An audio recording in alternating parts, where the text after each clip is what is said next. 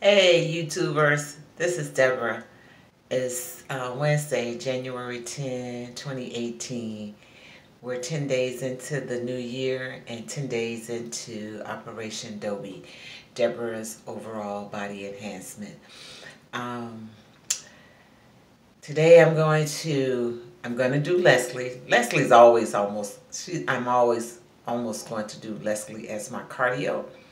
But I'm also going to do some dynamic stretching before Leslie, some static stretching after Leslie, and if I feel so compelled and I can get it in, I'm going to do some foam rolling also, and do some strength exercises.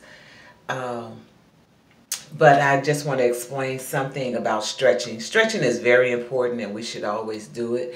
And there's the pros and cons of dynamic versus static, and which do you do first and which do you do last or after the workout.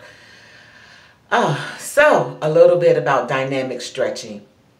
Dynamic stretching is warming up your body before you actually do the workout. So you can do a 5-minute aerobic workout, and it could be, if you have elliptical or treadmill or a bike at home, you can do that.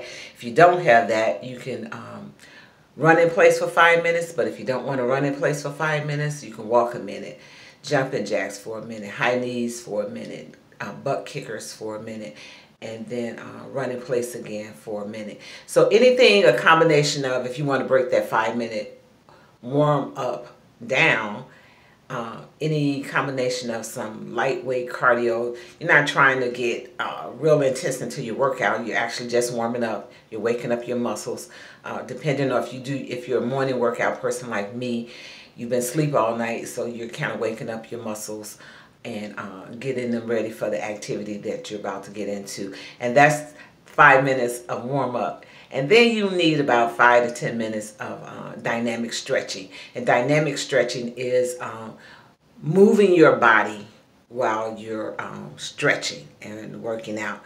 And I'm going to attach a video that explains it better and more, the dynamic versus the static. And the static stretching is after the workout. That's when you stretch a muscle and pause for like 30 seconds and you hold it.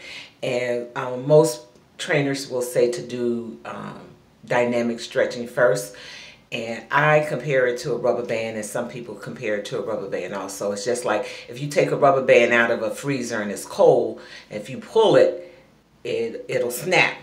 9 times out of 10 it might snap, depending on the strength and age of the rubber band. Similar with your muscle. If your muscle is cold and you go right into stretching or the static stretching or working out, it's pulling that muscle and the muscle hasn't had a chance to warm up yet.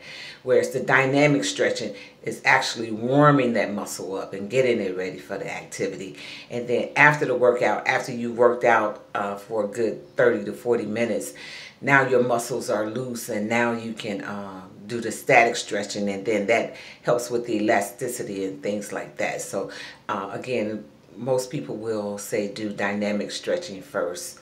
Start with the 5-minute cardio warm up, then about 10 minutes of dynamic stretching, and then do your workout, and then end with 5 to 10 minutes of static stretching. And that's what I'm going to do today, and I'm going to attach my workouts. I'm going to practice on attaching it in YouTube, but I definitely will attach it on Facebook.